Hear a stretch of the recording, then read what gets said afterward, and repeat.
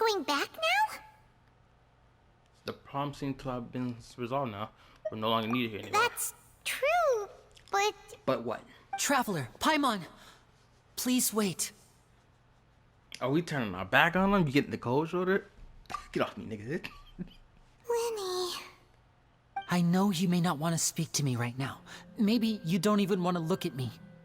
But still, let me thank you again for defending me to the end. Even after you learned that I'm a member of the Fatui. I just wanted to be sure we're square. We're talking gritty around here. I don't want to see people falsely accused. I just want to be sure that we're square, nigga. I guess. But regardless, I'd like the opportunity to set things straight. I didn't approach you with any ulterior motives or ill intent. I've spoken to you as myself, just plain Linny this entire time. As for why I'm a Fatus, it's because the goals of the House of the Hearth align with those of an orphan like me. That's all. That was how Father, who you might know as the Knave, approached recruiting us back then too. I forgot, who the fuck was the Knave? Oh, Toasted. Is that what that says? Hold on, I gotta get closer to the screen.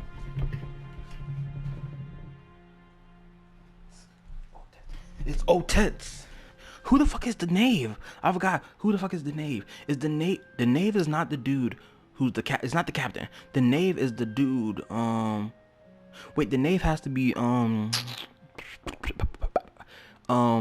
dude, the elf-looking dude. The Knave? The one who controls the House of the Hearth? She's your father? Wait a minute. We know about the House of the Hearth? Oh, that's right, from Child. And I forgot, yeah, it's Arlecchino's fine eyes. That's right. And since we're here, I was wondering, would you mind hearing a story? It's about my past. I hope it's a cutscene. But y'all refer to her as your father. That's kind of wild, bro. Back when our parents first died, Lynette and I were left wandering the streets. To survive, I took to surreptitiously observing an older street performer who did magic. It took me several days to figure out how he pulled off his amazing tricks. I took my sister through several streets until we found a crowded corner, and we began to perform magic tricks there. To my surprise, we proved to be pretty popular, and we could at least stop worrying about where our next meal would come from for a time. But I didn't want my sister to remain a street rat together with me forever. Before long, an aristocrat came to me and claimed that he wished to take us in after watching my performances. So you went from orphans to nobility just like that? That was how we felt at first too. As if fate was on our side and we could say goodbye to those painful days. But I gradually discovered that while we were called foster children, he was really after my talent for magic tricks. He would constantly take me to all sorts of banquets to garner attention, which he would then use to expand his social circles. That doesn't seem too bad either. Better than roaming the streets at any rate. It took a while for me to realize just how dark his heart really was. After one particular performance at a banquet, I discovered that Lynette was not on the same return vehicle as me. I waited a long time after we returned home, but she did not come back. I went to that noble's bedroom and asked him about her whereabouts. Oh snap, this shit getting wild. The answer he gave me was, she caught the eye of the most eminent person at the banquet, so I sent her over as a gift. I mean, you'll be able to perform your magic regardless of who your assistant is, yes? Holy shit. He basically sold your sister off like a whore. Oh my god. Oh no. So he was gonna... He was gonna sell his sister away to that noble, and that noble was gonna have his furry fantasies come to light. But wouldn't Fontaine's laws deal with such people? As far as outsiders are concerned, this is a relationship akin to adoption or foster care, and they have their ways of escaping the eye of the law. Villainous activity. I managed to ferret out the location of the mansion of that so-called eminent person and hurried through the night. But by the time I leaped over the walls, avoided the guards, and made my way wild. in, all I saw was the moonlit ground covered in blood, and the Knave standing there in the darkness. So, she'd already taken care of that guy. That's right. She had rescued my sister before she could come to any harm, and had even discovered several girls hidden in a basement, all of them orphans. Oh, this shit is wild as fuck. Niggas was waiting for Genshin Impact story to get dark. Oh yeah, this is fucking dark. This is this is child sex trafficking. This what this story. Oh my goodness gracious, this is getting wild like a motherfucker. Father, I mean, the Knave, might have seen something in me, and so she made me an offer. The House of the Hearth welcomes you, for your interests align with ours. Here, none will ever betray you. Indeed, betrayal shall never be permitted here. I was hesitant to trust her. I mean, I had just been betrayed by nobles. But she was also quick to destroy the noble who had taken us in at first, giving us back our freedom. Oh, so that's how the two of you joined the House of the Hearth. The Knave is after the Gnosis, isn't she? She has her own plans. What? She has gained permission from the Tsaritsa to first use the Gnosis' power once she obtains it. She plans to use it to find a way to break the prophecy and save Fontaine. So, she believes in that prophecy too? That's right. The whole House of the Hearth is currently working to combat that crisis. Today's case has also proven that people from Fontaine can indeed dissolve into some sort of water, thus further supporting the prophecy. All of us house members here, Lady Arlecchino herself included, are from Fontaine. Oh damn. We won't give up on defending our homeland. Oh, that's tough. She from here. I thought they was all, most of these niggas was from Snezhnaya. Nah, some of these niggas really are from different parts of the world. She was like, hey yo nigga, I'm not about to let my home get tugging out like this. I'm about to body bag anybody who doing this. I respect it. To us orphans, the only connection we have left to this world, apart from our family, is our homeland.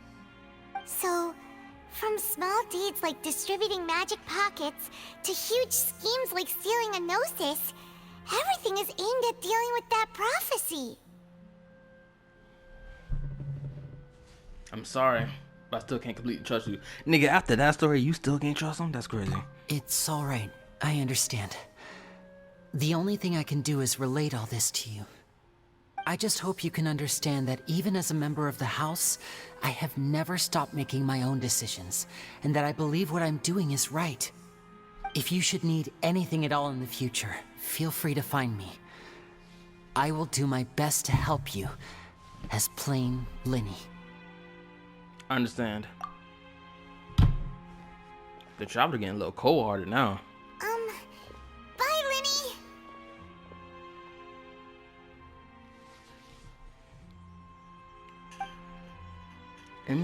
Hydro MC is the worst character in Genshin Impact history. We about to see about that. I'm about to watch this dude on M-Tash's video in just a second after I finish this shit. Because this is wild. This story is going crazy right now. What act are we on? We're still on act. No, get that out of my face. This still act 1. Damn. This act got to finish already.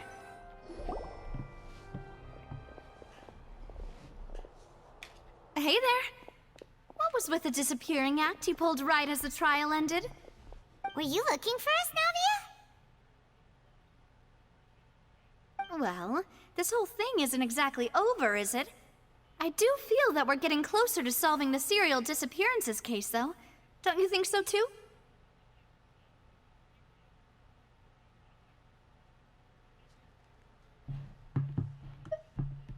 Huh? What's wrong, my dear partner?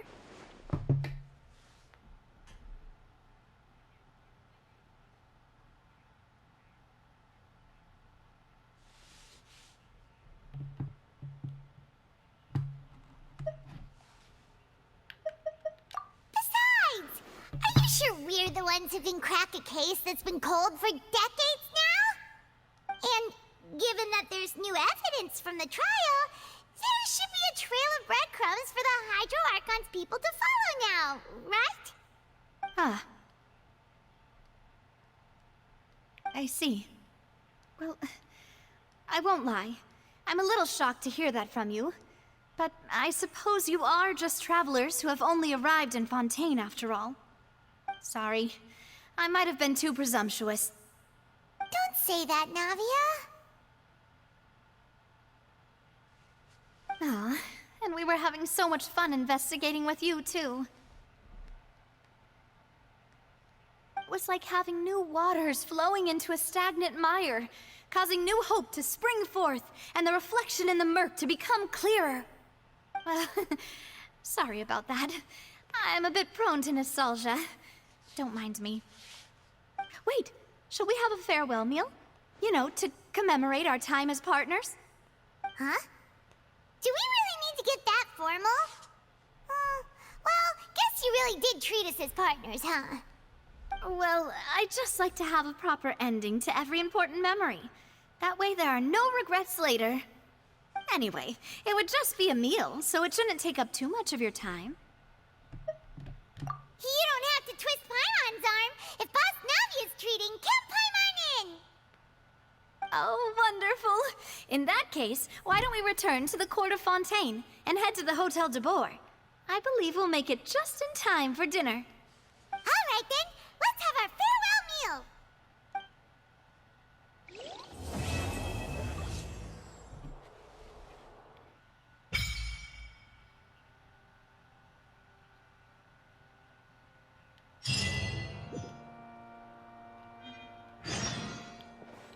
Finally, we finished this Archon quest. It is